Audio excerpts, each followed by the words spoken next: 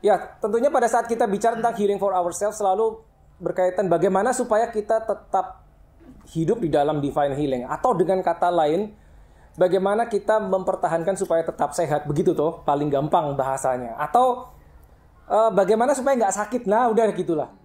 Ya, seperti itu. Ya, pertama begini saudara, ada yang namanya immune system. Saya yakin saudara tahu apa itu immune system ya. Sistem kekebalan. Nah, secara umum, secara basic yang kita tahu sistem kekebalan adalah sistem kekebalan tubuh. Betul kan? Nah, tapi kalau saudara ingat di som yang pertama, kita tahu bahwa diri kita terdiri dari 3 bagian ya, roh, jiwa, dan tubuh. Bukan cuma tubuh saja, roh, jiwa, dan tubuh. Ya, sistem kekebalan tubuh itu baik karena itu yang paling umum. Ya, saudara tahulah, kita nggak usah bahas sistem kekebalan tubuh seperti apa. Saudara mungkin ke dokter akan ngasih tahu, memberi saran. Nah, saudara tinggal Google, it's everywhere. Ya, sistem kekebalan tubuh, istirahat cukup, makan yang baik, mungkin olahraga dan seterusnya, itu akan meningkatkan kekebalan tubuh dengan tujuan tubuh punya daya tahan yang lebih kuat sehingga lebih kuat, tidak mudah sakit. Kurang lebih seperti itu. Saya sekali lagi bukan dokter, jadi saya tidak akan membahas bagian yang itu. Tapi di layer yang kedua, jiwa, kalau kita tahu, kalau saudara masih ingat, itu juga ternyata ada sistem kekebalannya. Sama seperti tubuh bisa dilatih, jiwa pun bisa dilatih. Ya, seperti itu. Itu juga ada immune systemnya, ya, sistem kekebalannya. Dan yang paling dalam yaitu roh. Itu juga demikian, roh pun bisa dilatih. Nah, sekali lagi kalau kita sampai tahap ini harusnya kita semua ingat bahwa kita adalah roh. Bukan cuma kita adalah manusia rohani, tapi kita manusia roh. Nah, bedanya ya. Manusia rohani itu misalkan kelakuannya rohani, perbuatannya, kelakuannya, apa yang kita kerjakan, apa yang kita perkatakan, baik, rohani. Tapi kita adalah manusia roh. Kita itu bicara tentang identitas manusia roh. Yang sesungguhnya adalah yang paling dalam, yang roh. Nah, kita orang yang terima Yesus. Di dalam kita ada Roh Kudus. Kita semua lahir baru di ruangan ini, saya percaya. Sehingga kita harusnya bergerak dari dalam keluar, bukan dari luar ke dalam. Ya, karena yang terbesar sudah diberikan ke dalam kita, yaitu Roh Kudus. Nah, sekali lagi ini adalah mentalitas perjanjian baru. Mentalitas perjanjian lama adalah dari luar harus masuk gitu loh. Tapi secara mentalitas perjanjian baru adalah kita diberi Roh Kudus, tinggal di dalam diri kita sehingga kita bisa mengalirkan keluar. Ya, nangkap ya bedanya. Ya. Dan itu tidak bisa pada saat saudara baca perjanjian lama karena mereka tidak diberi tanda kutip mesinnya, Roh Kudusnya. Tapi kalau kita beda sehingga kita bisa mengalirkan keluar. Dan contohnya di Alkitab zaman perjanjian baru, Yesus sendiri bergerak di dalam mentalitas seperti itu.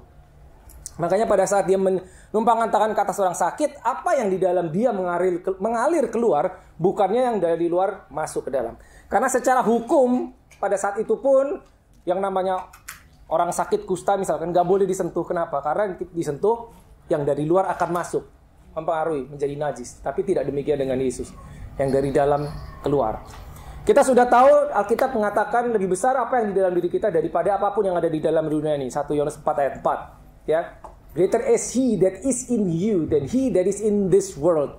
Jelas sekali. Ya, itu udah yang paling besar. Udah nggak ada yang lebih besar. Ya, logikanya itu juga pasti akan lebih besar dari segala sakit penyakit. Amin. Betul ya saudara ya? Lebih besar dari apapun juga. Dan itu yang kita bawa keluar. Itu yang mengalir keluar. Nah, sehingga seandainya suatu hari saudara masuk ke dalam pelayanan healing, saudara menumpangkan tangan, itu yang akan terjadi yang di dalam kita yang mengalir keluar, bukan yang dari luar masuk ke dalam. Sebetulnya seperti itu, seperti yang dilakukan Yesus sendiri. Nah, healing for ourselves, bagaimana kita tetap hidup di dalam divine healing. Ya, ada beberapa hal yang saya bisa sampaikan. Nomor satu begini saudara, kita harus ingat selalu bahwa sickness and disease, sakit penyakit itu ada dalam satu kategori dengan dosa. Walaupun bukan berarti bahwa setiap orang sakit itu akibat dia berdosa atau apa, tidak demikian. Tapi ini saudara harus pahami, ada di dalam satu sisi yang sama. dalam satu kategori yang sama. Kenapa? Karena saat sebelum dosa masuk ke dalam kehidupan manusia, sebelum Adam jatuh ke dalam dosa, tidak ada sakit penyakit bisa masuk. Nah, saudara tahu begitu manusia jatuh ke dalam dosa, maka segala sesuatu yang buruk mulai mempengaruhi manusia, termasuk di dalamnya sakit penyakit. Nah, itu konsep, saudara harus pahami. Ya, itu sebuah konsep yang mana saudara harus ingat terus bahwa sakit penyakit itu ada di dalam satu kategori dengan dosa, termasuk death, ya, kematian. Waktu itu kita ada bahas di yang session pertama, ya. Sekecil apapun penyakit itu juga adalah death atau kematian, hanya dalam porsi yang kecil sekali, ya. Karena segala sesuatu yang buruk yang berkaitan dengan dosa, sakit penyakit, semua tujuan akhirnya sama, yaitu apa? Death, kematian. Ya, hanya secara ilmu pengetahuan bisa dicegah, bisa diobati dan seterusnya. Tapi ujung-ujungnya sama, yaitu death. Karena kita udah bicara, upah dosa adalah maut. Ya, as simple as that. Ya. Nah, sekali lagi ini konsep, jadi saudara harus pahami. Nah, saya akan bawa ke saudara dalam pola pikir demikian. Bisa nggak kita menolak dosa? Bisa. Berarti bisa nggak kita menolak sakit penyakit? Bisa. Bisa. Bisa. Bisa. Nah, ya itu yang harus kita lakukan.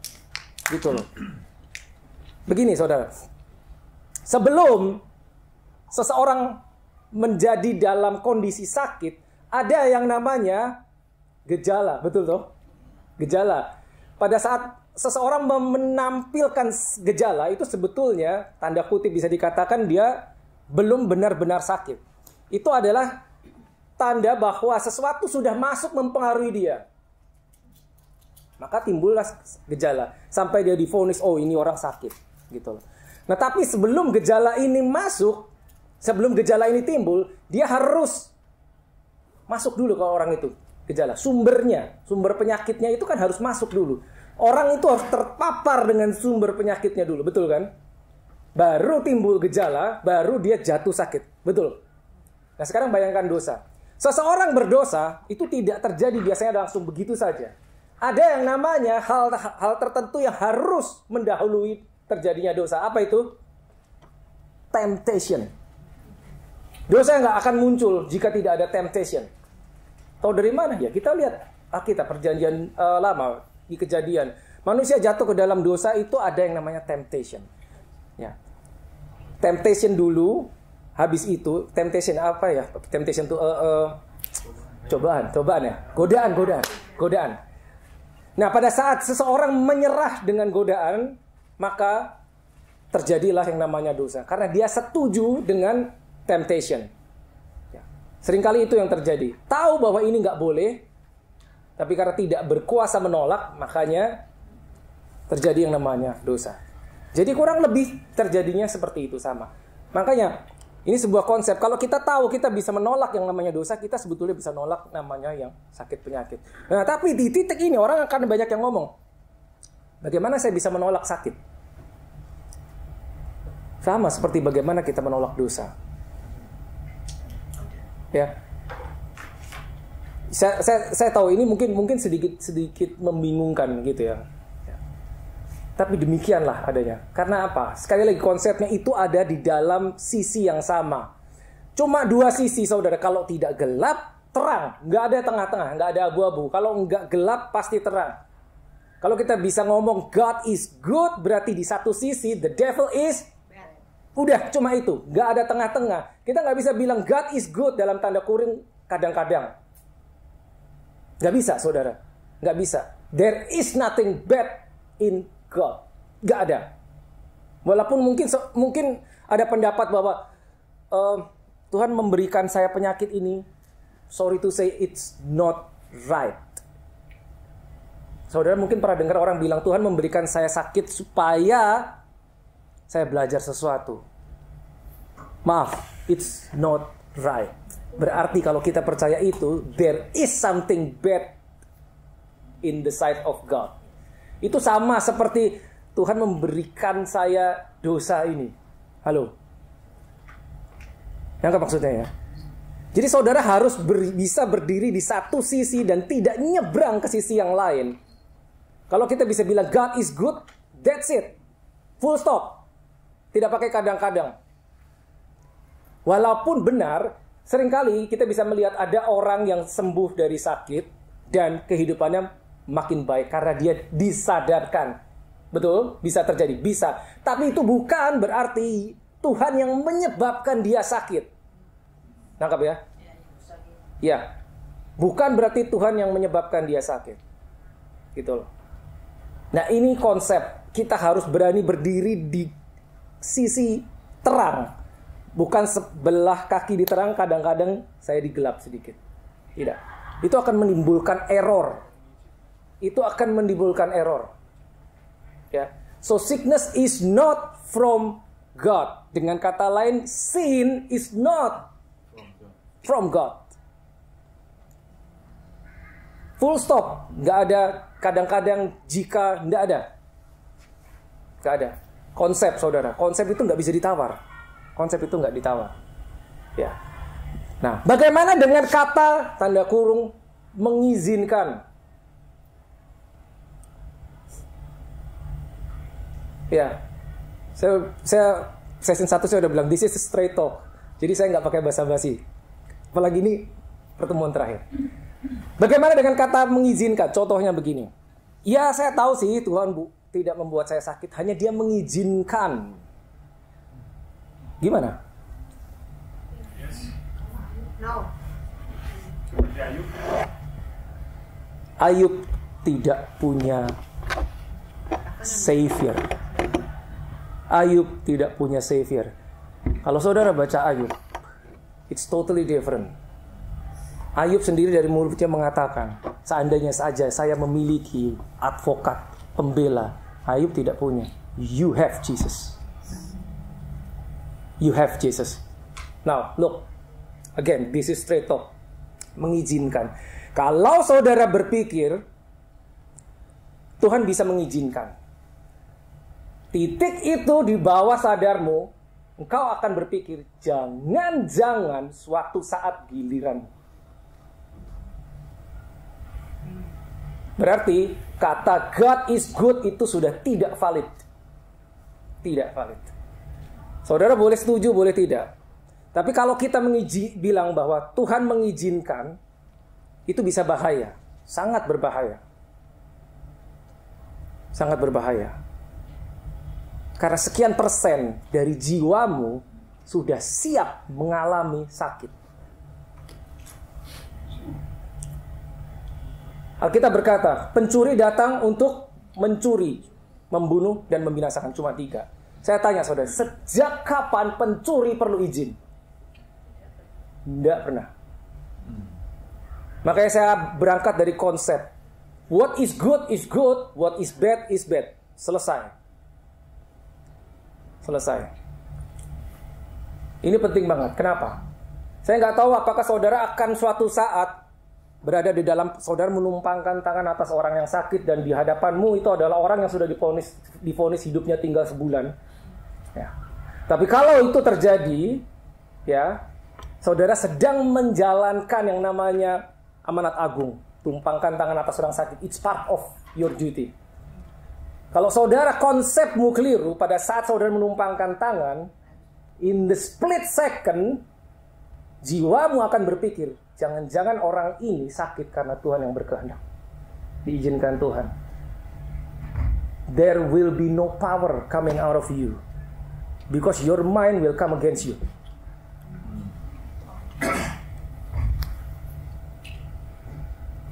Betul. Your mind will come against you. Bagaimana kalau ternyata Tuhan yang mengizinkan?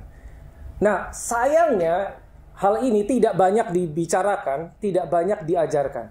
Bagaimana kalau Tuhan mengizinkan? Kalau Tuhan mengizinkan, kalau Tuhan memberikan penyakit, bagaimana? Kalau Tuhan memberikan penyakit, dan orang tersebut misalkan sadar, oke, saya memang tanda kutip diajari Tuhan melalui sakit penyakit ini supaya hidup saya lebih baik. Kalau itu kasusnya, please jangan minum obat. Jangan berusaha sembuh. Karena pada saat engkau berusaha sembuh, engkau melawan kehendak Tuhan. Bisa tangkap gak? Kalau kita berpikir Tuhan yang membuat saya sakit, ya sudah, enjoy your sickness. Karena kalau engkau membuat dirimu supaya sembuh, engkau melawan kehendak Tuhan. Siapa yang ngerti? Siapa yang ngerti? Ya. So please be careful. Gitu loh. Gitu. Cuma ada dua. Sekali lagi, konsep cuma ada dua. Kalau tidak gelap, pasti terang.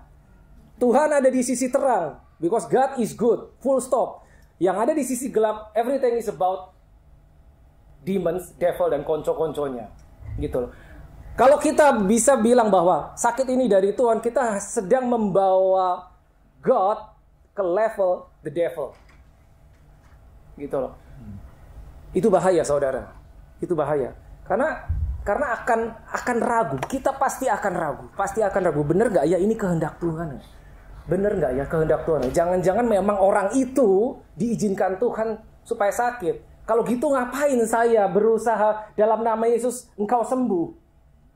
Halo, kalau orang itu ternyata diizinkan Tuhan, berarti pada saat saya bilang in the name of Jesus be healed, saya sedang melawan kehendak Tuhan.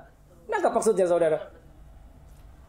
Ya, konsep cuma ada dua, tidak ada abu-abu. Kalau tidak gelap, pasti terang. Ya, kalau saudara bisa ngomong God is good, kalimat belakangnya apa? All the time tuh. All the time itu bukan kadang-kadang, setiap waktu. That means setiap waktu on the other side the devil is bad. That's it. Udah, cuma itu.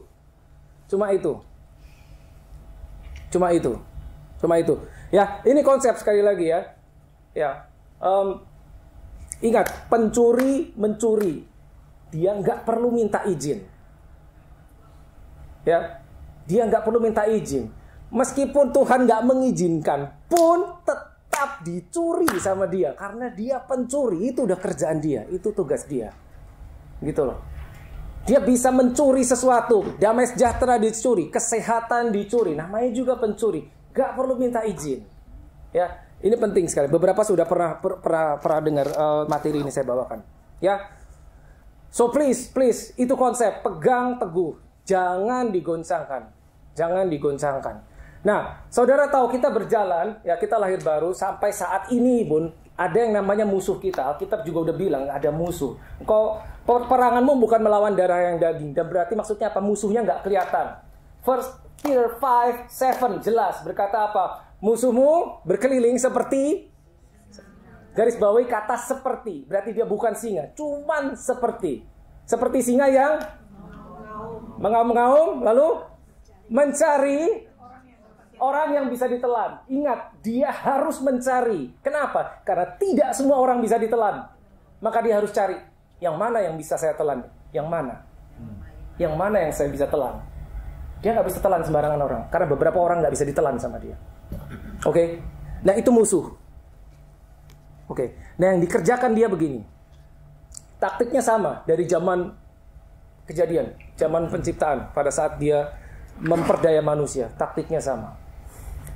Yaitu apa? Membuat engkau ragu akan firman Tuhan.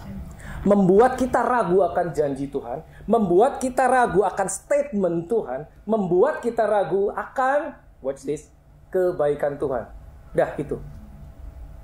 Karena, begini, kalau dia memaksakan diri untuk menarik kita, udah telat. Kita udah terlanjur percaya sama Tuhan, ya, betul? Telat, gitu. Tapi yang bisa dia tiupkan kepada kita adalah sebuah pendapat-pendapat umum yang membuat kita ragu. Oh, jangan-jangan Tuhan itu baik kalau kita lagi baik. Kalau kita lagi jahat, tadi pagi saya lupa doa, bisa-bisa tengah jalan dia mengizinkan, kita menerima, mengalami sebuah malapetaka. Itu kalau masuk ke dalam pikiranmu, that is not from God. Bukan. Jadi hati-hati menggunakan kata mengizinkan. Kalau saudara baca Ayub, it's another story. Ayub tidak punya Yesus. Kitab Ayub itu adalah kitab tertua yang ditulis bahkan sebelum kejadian. Ayub tidak punya Yesus. Oh, it's amazing story. Saya bisa 2 session tentang Ayub sendiri. It's amazing. Ya. Jadi kalau jadi saudara gini. Saudara kalau buka Alkitab, your reference is Jesus. That's it, Jesus. Bagaimana dengan para rasul? Para rasul is good.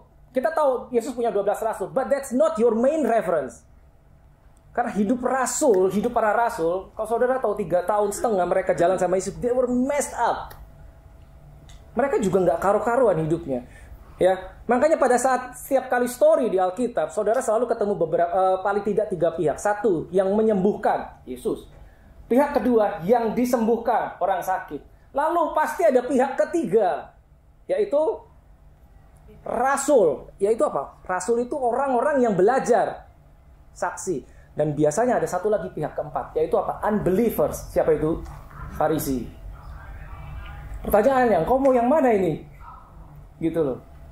Harusnya kita yang pertama. Kita yang kayak Yesus yang menyembuhkan. Kenapa? Karena dari 4 pihak itu, the only person yang di dalamnya ada Holy Spirit, cuman yang pertama, yang Yesus. Jadi kalau kita harus mengidentifikasikan diri kita dengan sebuah cerita di Alkitab saat Yesus menyembuhkan orang, harusnya kita mengidentifikasikan diri dengan person di dalam story itu yang ada Holy Spirit-nya. Siapa? Yesus. Cuman Yesus. That's it. Cuma Yesus. Gitu loh.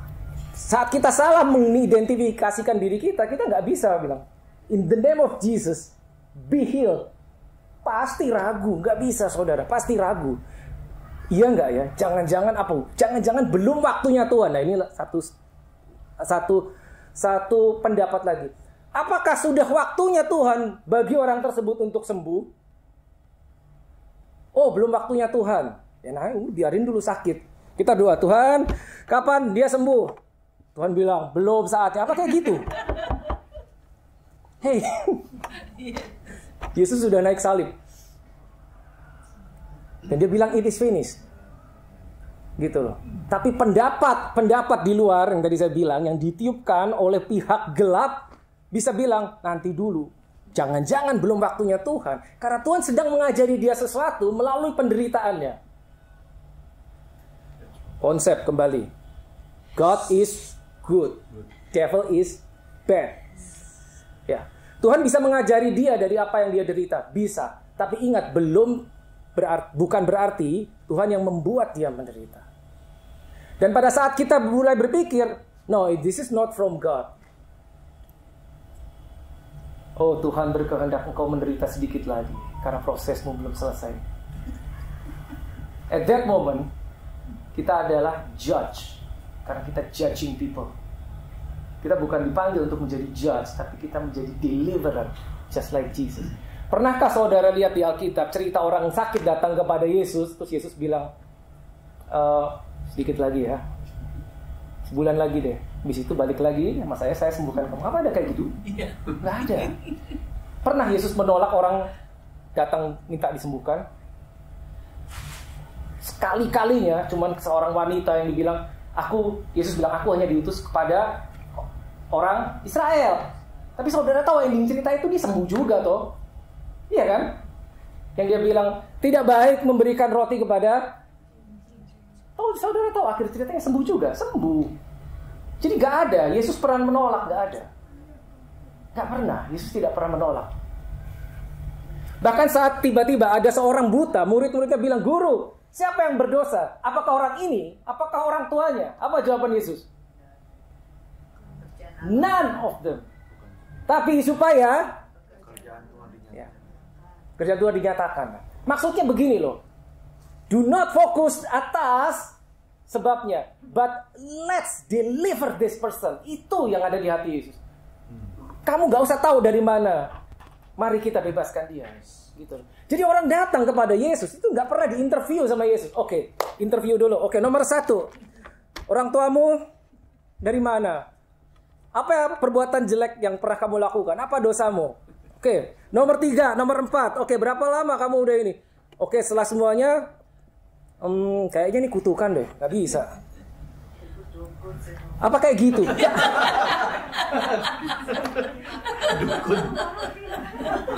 Ya, mungkin kalau dukun seperti itu. Yesus tidak pernah interview orang, nggak pernah. Orang buta datang, cuma nanya, kamu pengen apa? Aku ingin melihat. Lihatlah. Orang tuli, terbukalah. Orang lumpuh, bangkit dan berjalanlah. Di interview dulu nggak? Kenapa kamu bangkit? Kamu ngapain aja dosamu? Gak ada.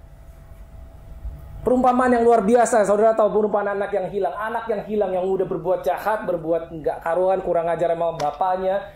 Pada saat balik bapaknya bilang, apa aku bilang? Kan aku udah bilang kamu jangan pergi. Enggak gitu, enggak ada. Kenapa? Why did you leave me? Enggak ada. Begitu balik apa? Restore everything.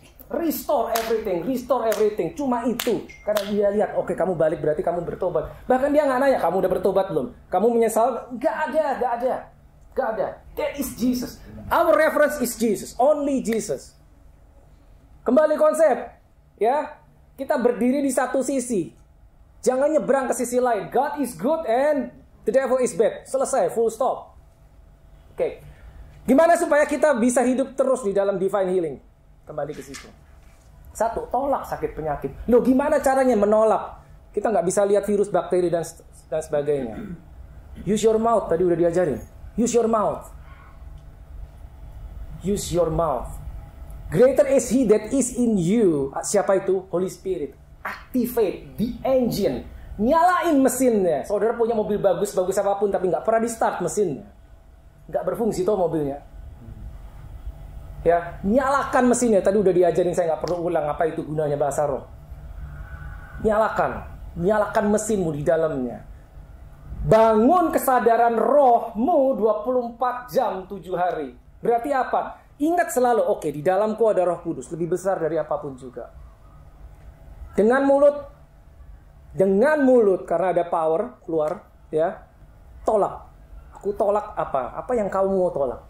Sakit, penyakit, apapun. Kalau merasa badannya nggak enak, perkatakan, I command my body. Ini tubuh harus nurut sama roh.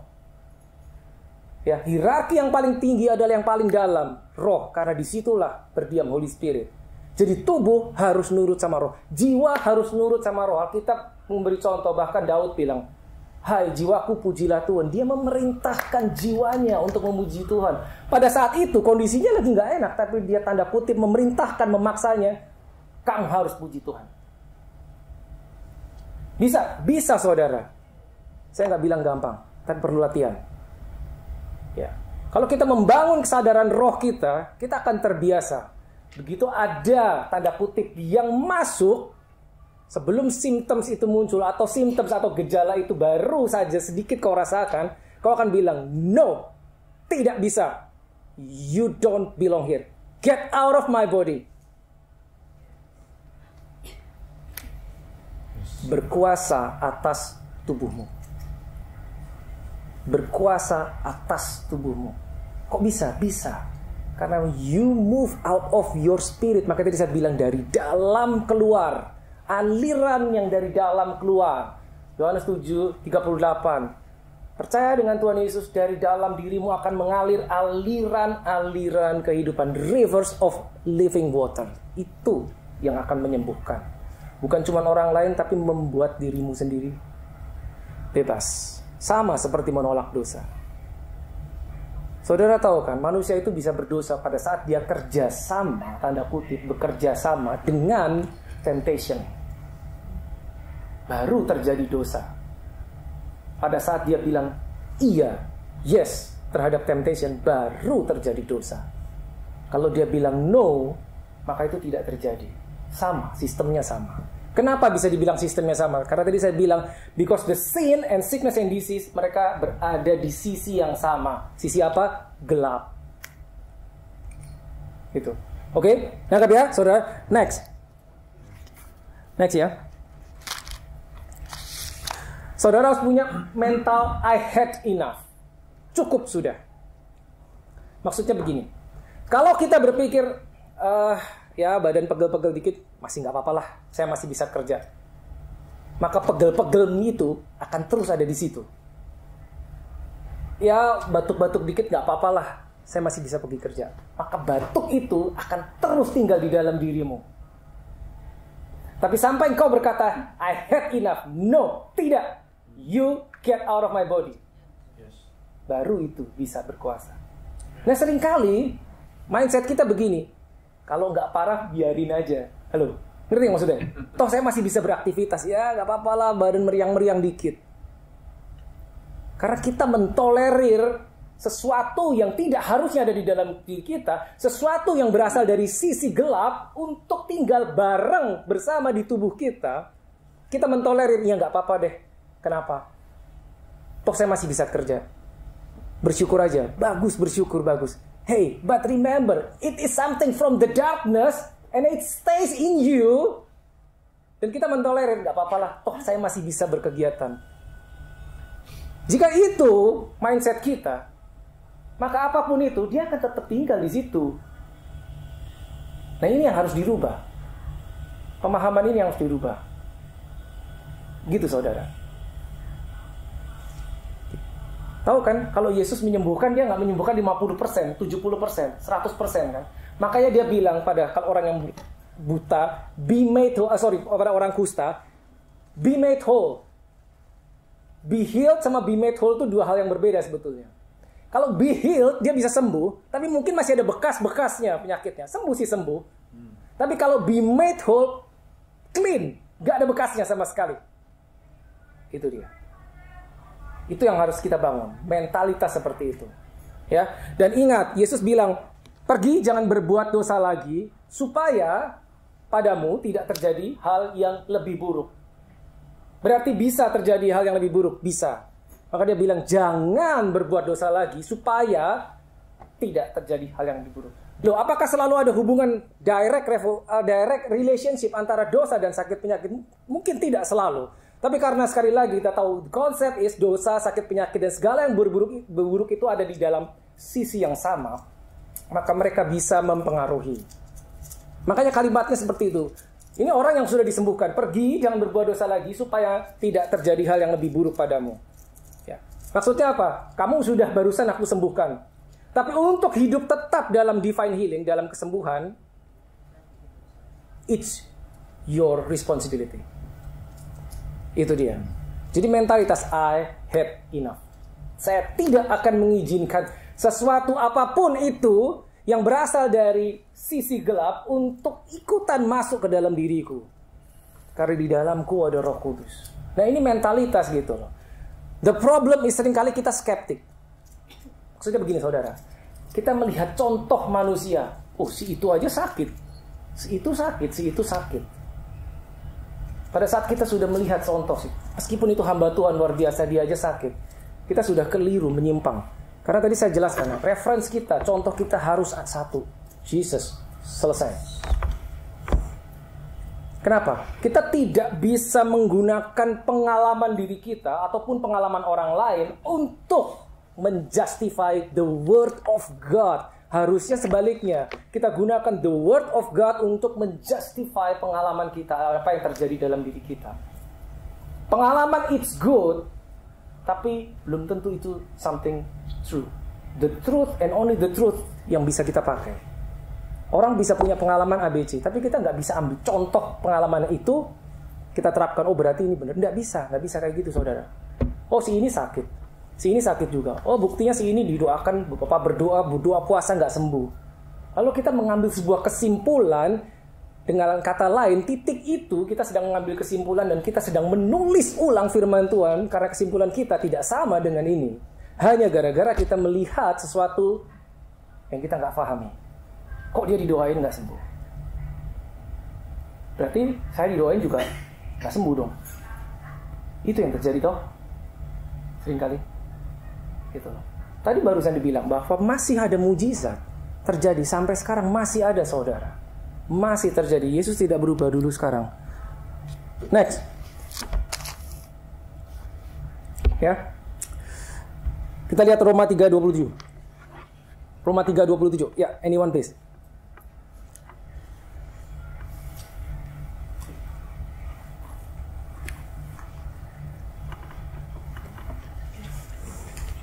Jika demikian, apakah dasarnya untuk bermegah? Tidak ada. Berdasarkan apa? Berdasarkan perbuatan? Tidak, melainkan berdasarkan iman. Ya, berdasarkan iman. Nah, sedikit beda versi bahasa Inggris. Ada yang punya King James atau New King James. Kalimat terakhir yang saya mau tekankan. Tadi cuma bilang berdasarkan iman. Itu versi bahasa Indonesia. Coba, siapa yang pegang bahasa Inggris? Where then is the boasting? It is excluded by what law? Of what? Of works? No, but by the law of faith. Yes, bedanya apa? Law of faith bahasa Inggris. Bahasa Indonesia tidak ada mengatakan hukum iman toh, cuma berdasarkan iman. Law of faith. Hukum iman. Saya tanya, what is law? Kenapa di situ disebut law of faith? Faith is a law. Maksudnya apa? Saya ambil contoh begini, saudara. Saudara tahu gravitasi. Kenapa gravitasi disebut hukum gravitasi? Karena dimanapun saudara berada di atas muka bumi ini, itu hukum tetap berlaku, toh? Hukum gravitasi tetap berlaku di Indonesia, di Amerika, di Australia, dimanapun. Maka itu disebut hukum. Law of faith berarti itu dimanapun akan berlaku. Oke? Anggap ya?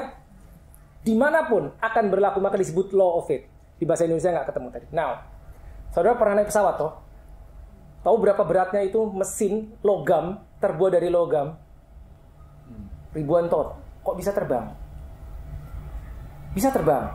Saudara di dalamnya. Pertanyaannya, apakah saat pesawat itu terbang, hukum gravitasi berhenti bekerja? Tidak. Lalu kemana hukum gravitasi? Pernah kepikirkan? Hukum gravitasi tidak berhenti bekerja. Ya tadi, dia ada terus di seluruh permukaan bumi. Tapi pesawat yang ribuan ton kok bisa terbang? Aneh. Padahal hukum gravitasi itu berfungsi untuk menarik segala sesuatu turun tuh ke bawah. Tapi dia terbang. Oke, kita buka Roma 8 ayat 2.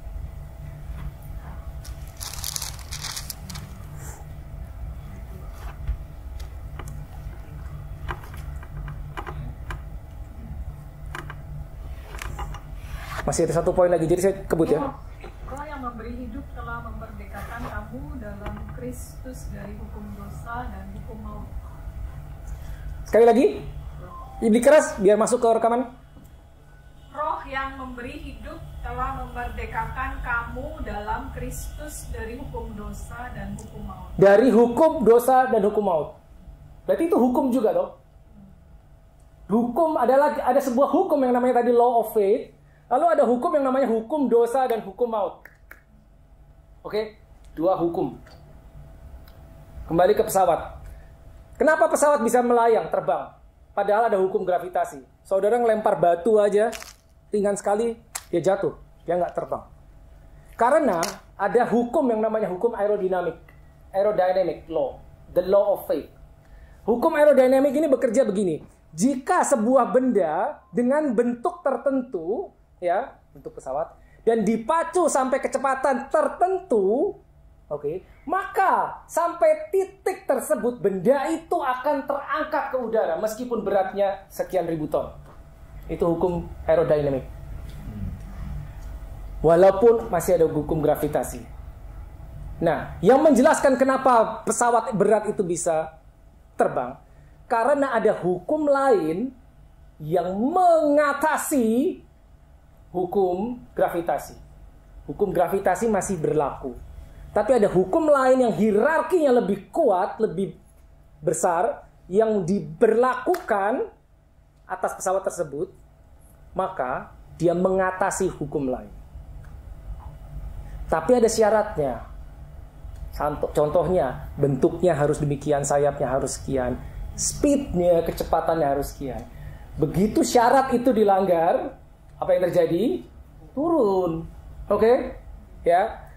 Nah, kita kembali ke Roma 8 ayat 2. Saya bacakan versi bahasa Inggris. For the law of spirit of life. Saya ulang. For, because the law of spirit of life. The law of spirit of life. Silahkan sore ikuti bahasa Indonesia.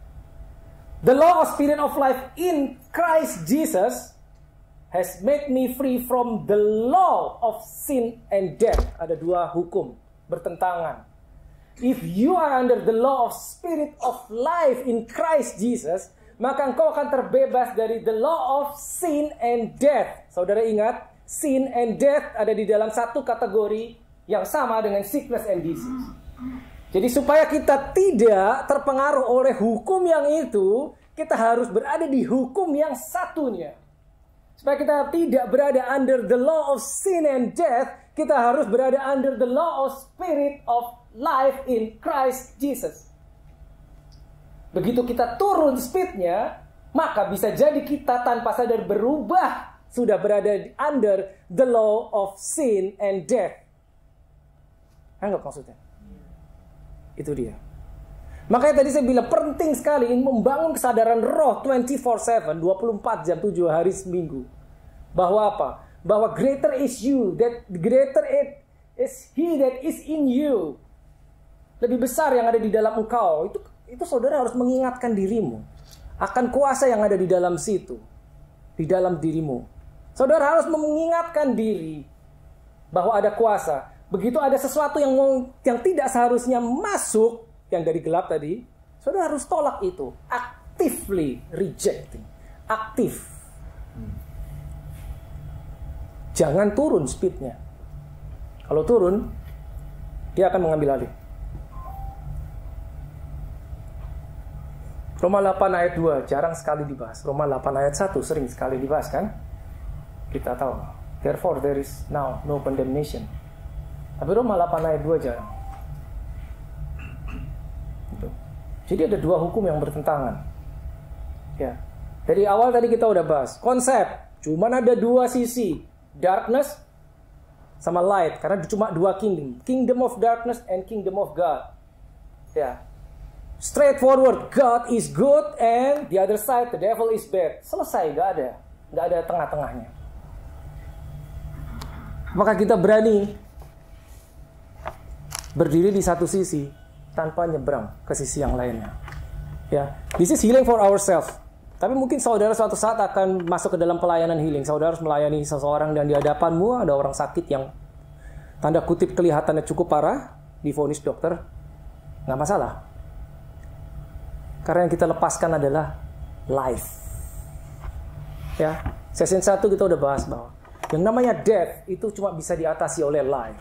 Yang namanya darkness hanya bisa diatasi oleh light, terang. Ya, gak ada lagi. Panas ya lawannya dingin. Cuma itu. Ya, next yang paling cepat adalah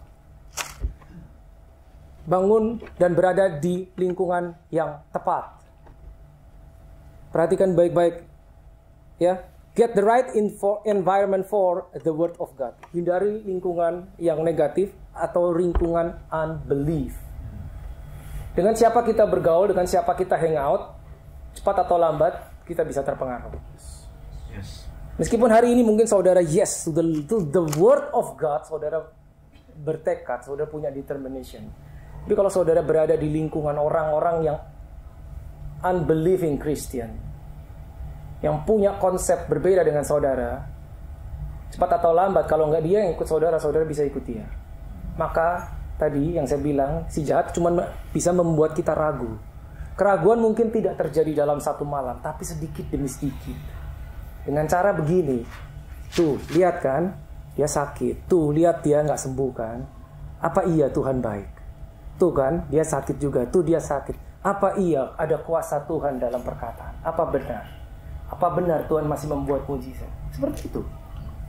Nggak dalam semalam kita berpindah posisi. Tidak. Tapi sedikit demi sedikit kita meragukan. Iya ya. Jangan-jangan suatu saat adalah giliran saya untuk menerima dari Tuhan sesuatu yang tidak enak. Jangan-jangan giliran saya. Pada saat saudara mau melayani orang lain, jangan-jangan memang saatnya dia belum sembuh. Langkahmu akan terhambat, saudara.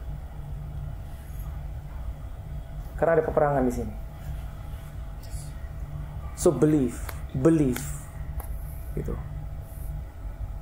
Sayangnya banyak unbelieving Christians. Pergi ke gereja. Tapi pemahaman firman Tuhannya tidak akurat. Orangnya baik, banyak. Tapi itu nggak ada hubungannya. Kita bisa jadi orang baik dan punya pemahaman yang tidak akurat dengan firman Tuhan. Kenapa? Karena kita nggak ngerti. Bisa jadi karena kita nggak ngerti, atau kita nggak baca, atau kita baca tapi tidak ngerti. Atau kita diindoktrinasi sejak kecil. Jujur saya dulu juga nggak tahu, saudara. Saya juga nggak tahu. Seorang wanita yang menderita pendarahan 12 tahun. Saudara tahu cerita itu kan? Dia menyentuh ujung jubah Yesus dan dia sembuh. Siapa yang menentukan caranya? Dia sendiri. Wanita itu sendiri. Siapa yang menentukan saatnya? Dia sendiri. Gitu. Dia berkata pada dirinya, asal ku jamah ujung jubah Yesus, aku akan sembuh. Tidak pernah ada di dalam hukum Taurat. Kalau kamu pegang seorang nabi, mereka kan cuma taunya nabi, kan mereka nggak tahu bahwa he is Lord. Kalau kamu pegang ujung jubah nabi, kamu sembuh. Gak ada di hukum Taurat. Gak ada. Kamu harus tunggu nabi itu masuk ke dalam sinagog, baru kamu bisa datang kepada dia, tolong sembuhkan saya. Gak ada. Wanita itu bertekad. Apa itu tadi? Had enough. Udah, aku gak mau sakit lagi. Aku tidak akan membiarkan ini lagi. 12 tahun cukup. This is my time. Dia menentukan saat sendiri. Kalau dia menjamah ujung jubahnya Yesus, besok dia sembuh. Tapi dia bertekad, now is my time. Aku jamah, sembuh. Nah, how can you explain that? Dengan pendapat-pendapat nanti dulu. Bisa jadi Tuhan masih ingin dia diproses. Ya. Jadi banyak yang gak akurat itu beredar. Kita tidak menyalahkan mereka, tidak. Karena memang mungkin mereka tidak tahu atau belum tahu. Saudara yang sudah tahu mulai saat ini, you can explain it. Tapi jangan sampai saudara ikutan seperti itu. Gitu. This is dangerous. Karena saya bilang, this is not about teaching, this is life. This is life. This is life. Suatu hari engkau akan berhadapan dengan orang sakit yang mungkin harapan dia satu-satunya adalah engkau. Karena mungkin dia telah dikelilingi atau dia dikelilingi anggota keluarganya, teman-temannya, atau mungkin gerejanya. Di mana di dalam gereja itu mungkin sudah diajarkan tidak ada lagi miracle. Atau diajarkan hiduplah dalam penderitaan. Saat kau diberi penderitaan, terimalah itu. Bisa jadi engkau satu-satunya jawaban, satu-satunya harapan. Enggak? Pernah dalam situasi itu kan? Saya pernah dalam situasi seperti itu. Seringkali yang membuat kita atau membuat orang sulit menerima kesembuhan kadang bukan kurangnya informasi, tapi kebanyakan informasi yang tidak akurat. Itu sebabnya. Itu yang menghalangi pada saat diberikan kebenaran, maka tradisi-tradisi itu, unbelief itu yang menghalangi. Gitu.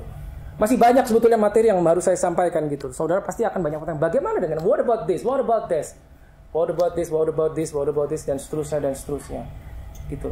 Karena setiap kali kita melihat satu saja yang tidak sesuai, hati kita terusik toh. Kalau kita lihat, apalagi orang itu kita kenal, dia sakit, dilayani, nggak sembuh, meninggal. Hati kita terusik toh, dan timbul pertanyaan. Kok meninggal ya? Gitu kan? Apa yang terjadi? Tahu nggak kenapa? Karena kita kebiasaan menganalyze failure. Tapi pada saat kita sukses, we do not analyze success. Betul loh? Tapi begitu kegagalan, kita menganalisa. Kenapa? Maka begitu kita lihat seorang didoakan mungkin tidak sembuh atau sakit, hati kita terusik. Dan kita membuat kesimpulan. Kita mencari data sporadik. Kenapa ya kira-kira? Dan yang saudara dapat mungkin data, yaitu tadi. Kehendak Tuhan. Kehendak Tuhan dia untuk mati kah? Alkitab mengatakan the last enemy yang harus dikalahkan adalah apa? Death is an enemy. Bagaimana mungkin Bapa di surga bekerja sama dengan enemy? Itu informasi yang kita dapat begitu kita cari kiri kanan. Mungkin belum saatnya Tuhan. Mungkin dia banyak dosa. Aduh. Itu sering, itu populer. Orang sakit dilayani, bertobat dulu. Kalau bertobat, Tuhan akan sembuhkan. Populer kan seperti itu? Apa pernah Yesus ketemu orang? Kamu bertobat dulu, baru aku bisa sembuhin kamu. Gak pernah, gak ada interview. Datang, kamu pengen apa? Terima. That is the grace of God. Seperti itu saudara. Ya. Akurat, kita mesti tahu yang benar. Kita mesti tahu yang benar. Because this is about life. Hati-hati sekali. Benar-benar hati-hati sekali. Ya, pendapat-pendapat seperti itu. Jadi pada saat kita nggak tahu, sudah, kita nggak tahu. Tapi jangan itu mengubah Alkitabmu, saudara. Jangan diubah. Kalau Tuhan bilang, by His stripes you were healed, udahlah, amin aja. Gitu loh. Apapun yang terjadi, ya. Jadi setuju dengan firman. Setuju dengan firman dan pegang itu. Satu-satunya standar firman Tuhan, bukan pengalaman orang, bukan contoh kiri kanan depan belakang. Ya. Saya tahu mungkin beberapa saudara ada yang punya pengalaman buruk yang menyebabkan kita sulit percaya dengan healing. Jadi pada saat kita nggak tahu, memang kita nggak tahu, saudara. Tapi kalau kita terpancing untuk mencari alasan-alasan yang memuaskan mindset kita, ujungnya biasanya error. Dan itu yang diinginkan musuh. Supaya kita sedikit demi sedikit meragukan, atau paling tidak menaruh tanda tanya di belakang kalimat God is good. Apa iya Tuhan baik? Atau cuma kadang-kadang?